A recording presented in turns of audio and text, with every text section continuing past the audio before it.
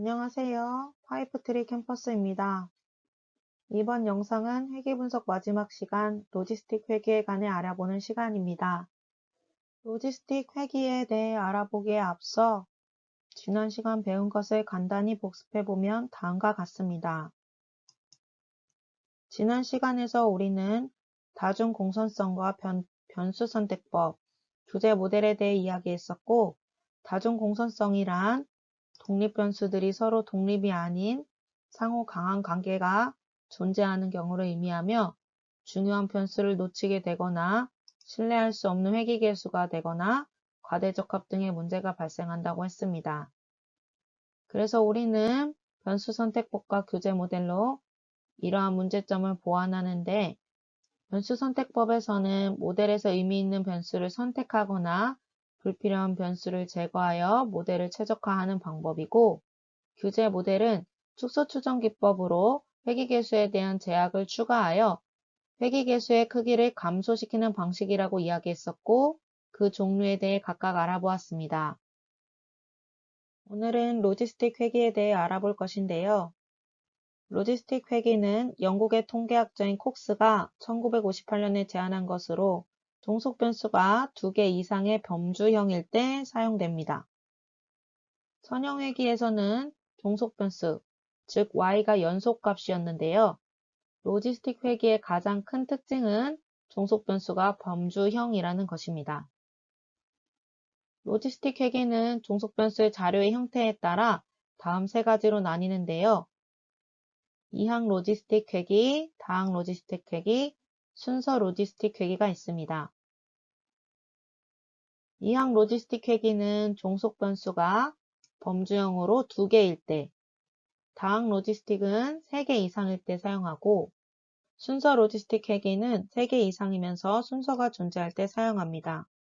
로지스틱 회계 분석은 의료, 통신, 데이터 마이닝 등과 같은 다양한 분야에서 분류 및 예측을 위한 모델로서 폭넓게 사용되고 있습니다.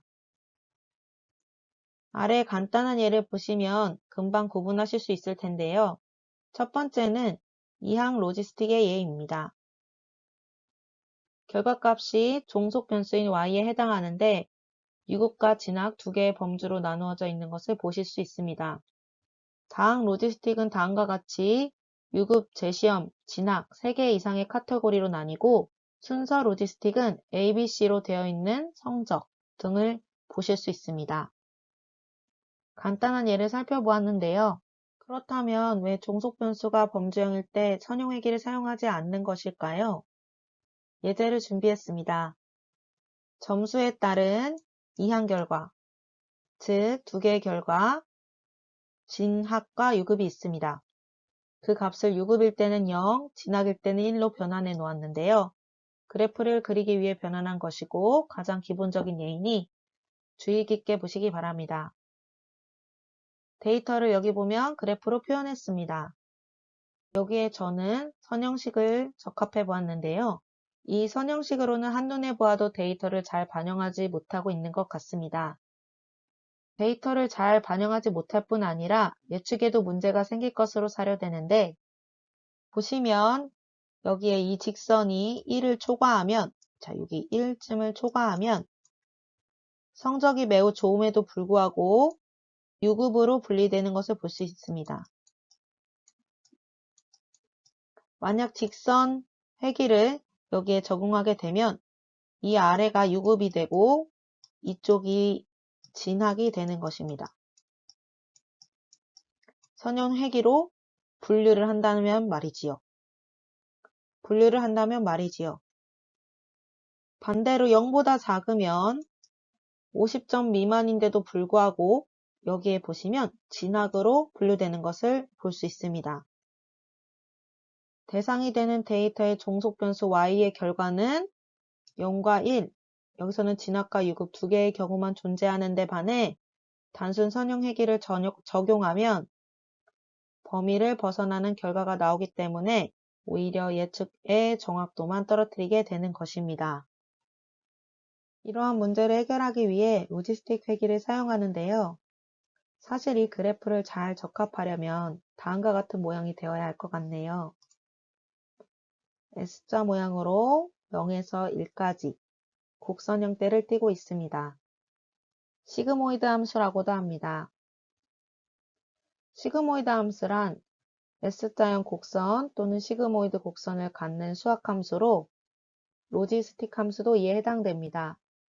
오른쪽은 완벽하진 않지만 표준 로지스틱 함수를 그려놓은 것입니다. 참고하시기 바랍니다. 로지스틱 회귀는 다중 선형 회귀 모델에 혹은 선형 회귀 모델에 시그모이드 함수를 사용하여 로지스틱 회귀 모델로 만듭니다. 시그모이드 함수는 독립변수가 어느 숫자이든 상관없이 종속변수 또는 결과값이 항상 0과 1 사이에 있도록 하는데요. 이 S자 쉐입은 결과에 대한 직접적인 예측은 아닙니다. 결과가 발생할 확률을 의미하는데요. 만약에 우리가 90점 이상의 높은 점수를 받은 새로운 데이터가 있다고 하면 이 점수를 가진 새로운 학생이라고 칩시다.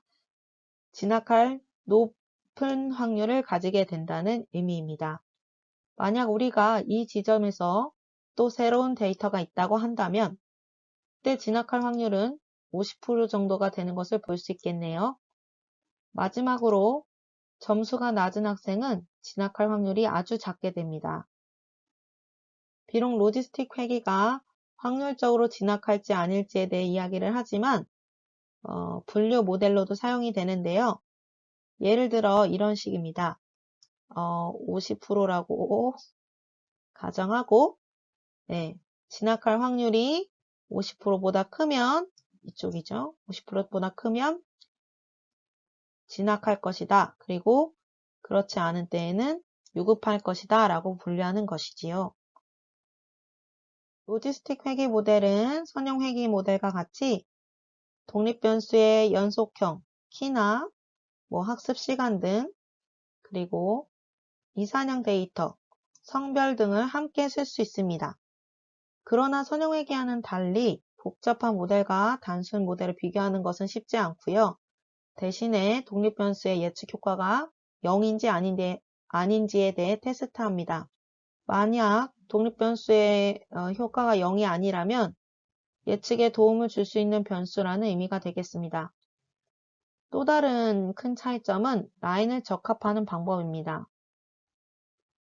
선형회귀에서는 그림과 같이 최소제곱법을 이용해서 모델을 적합하고 결정계수를 통해 모델의 설명력을 비교했었는데요.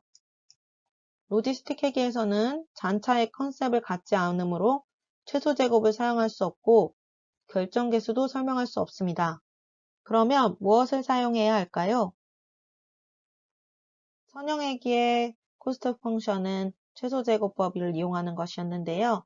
로지스틱 회계의 코스트 펑션은 다음과 같습니다. 우리는 코스트 펑션 값을 최소화함으로써 최적의 가중치 값을 찾을 수 있는데요. 그림을 보시면 우리 가설과 실제값 간의 차이, 이것이 바로 코스트입니다. 제가 두 개만 그렸지만 사실 여기 많은 코스트가 존재하게 되겠지요. 한 개 이상일 때는 이것을 모두 더합니다. 그리고 전체 수만큼 나눠서 평균 값으로 코스트를 이야기합니다. 그럼 어떻게 코스트 펑션 값을 최소화할 수 있을까요? 크로스 엔트로피를 사용합니다. 로그 함수는 다음과 같이 y는 1일 때와 y는 0일 때 각각 다른 함수를 나타내는데요. y는 1일 때 보시면 y가 1인데 1이 이쯤 되겠죠. 이쯤 된다고 하면 1로 예측했기 때문에 코스트 펑션 값은 0이 됩니다. 반대로 y 값이 1인데 0으로 예측했을 때는 코스트 비용이 늘어나는 것을 볼 수 있습니다. 반대로 y가 0일 때는 그래프에서 보실 수 있듯이 0이기 때문에 0. 제대로 분류했을 때는 코스트 값이 0이 되고 y가 0인데 1로 분류했을 때는 코스트 비용이 이렇게 늘어납니다.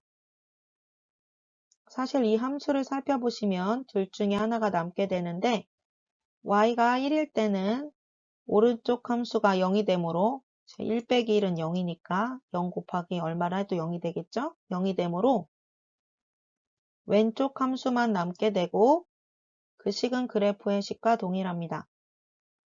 y가 1일 때는 오른쪽 함수가 0이 되고 왼쪽 함수가 0이 되죠. y가 0이니까 얘가 0이 됩니다. 그죠? 그래서 오른쪽 함수만 남게 됩니다.